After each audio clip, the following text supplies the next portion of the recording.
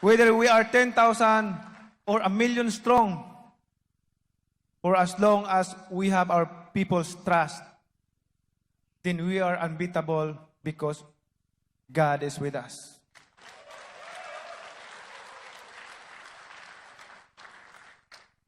Ngayon, sa takdang araw na ito,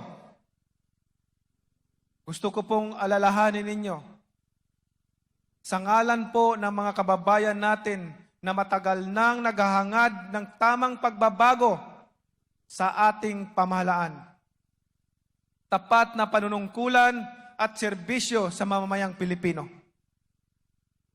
Buong puso ko po, buong tapang at kababaang loob ay umaasa po ako sa inyong suporta.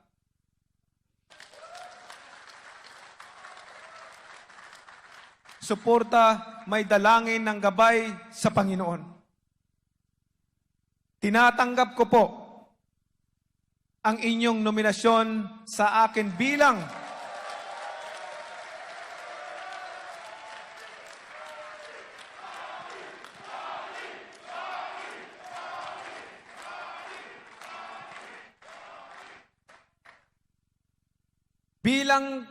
kandidato sa pagkapangulo ng Republika ng Pilipinas.